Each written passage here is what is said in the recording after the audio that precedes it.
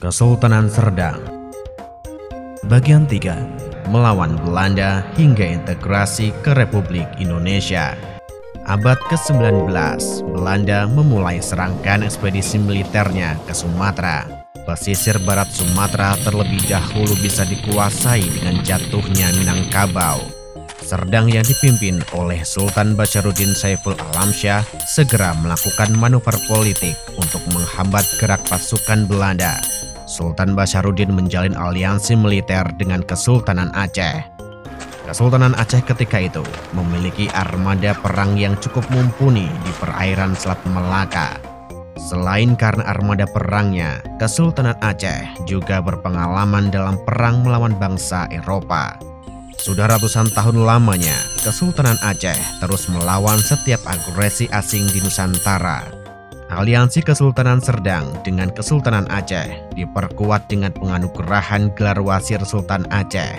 Sultan Sulaiman Syah, pemimpin Aceh saat itu, menganugerahkan gelar Wazir Sultan Aceh kepada Sultan Basaruddin. Selain aliansi dengan Aceh, Serdang juga memperkuat negerinya dengan membuat lembaga orang besar ber-8. Lembaga ini berisi 8 orang yang ditunjuk oleh Sultan Serdang untuk memimpin wilayah yang jauh dari pusat pemerintahan. Pada tahun 1862, secara bergelombang pasukan Belanda melancarkan aksi militernya. Kesultanan Serdang tidak mampu bertahan dalam aksi militer tersebut. Sultan Basaruddin terpaksa mengakui kekuasaan Belanda atas Serdang. Pada 16 Agustus 1862, Sultan Basaruddin harus menerima kekuasaan Belanda atas wilayah Serdang yang tertuang dalam dokumen Akte Vonner Kenning. Kesultanan Serdang pun memulai masa-masa kehilangan kedaulatannya. Desember tahun 1880, Sultan Basaruddin tutup usia. Tahta Kesultanan Serdang kemudian dilanjutkan oleh Sultan Sulaiman Syariful Alamsyah. Memasuki masa-masa akhir abad 19, tekanan Belanda terhadap Serdang semakin menguat. Ketegangan antara pihak Kesultanan dengan Belanda semakin meningkat ketika kontrolir Serdang sebagai wakil pemerintah kolonial memindahkan ibu kota dari Rantau Panjang ke Lubuk Pakam. Sultan Sulaiman melakukan perlawanan dengan cara menolak pindah dan justru membangun istana perbaungan. Selanjutnya, Sultan Sulaiman membangun sebuah masjid besar yang diberi nama Masjid Raya Sulaimaniyah. Bukan hanya itu, Sultan Sulaiman juga membangun pasar dan berbagai fasilitas umum. Sebuah kota berhasil dibangun oleh Sultan Sulaiman sebagai ibu kota tandingan yang dibangun oleh pemerintah kolonial Belanda. Tahun 1896, pemerintah kolonial Belanda meminta agar Sultan Sulaiman datang menghadap Ratu Belanda di Amsterdam.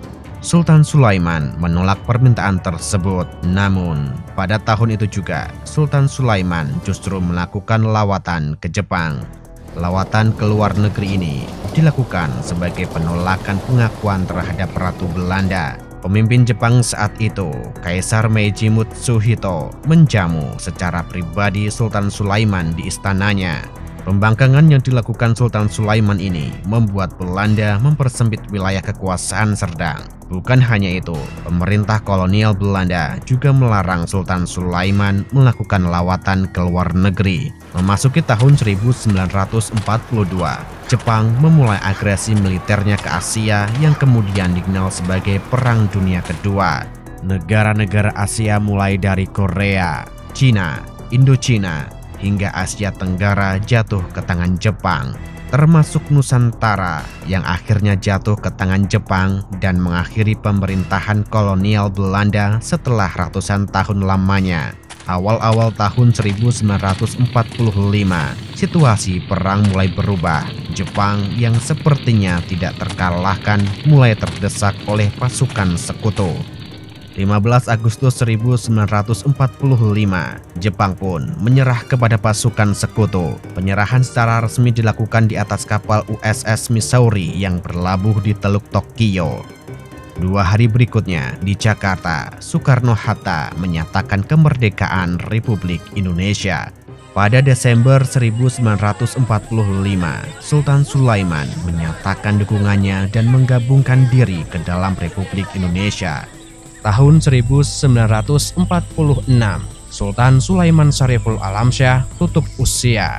Di masa-masa selanjutnya, Kesultanan Serdang masih berdiri sebagai warisan budaya Nusantara yang bernaung di dalam Republik Indonesia. Jika Anda suka video kami, jangan lupa untuk subscribe, like, dan memberi komentar. Nyalakan loncengnya agar mendapatkan notifikasi dari video terbaru kami. Terima kasih.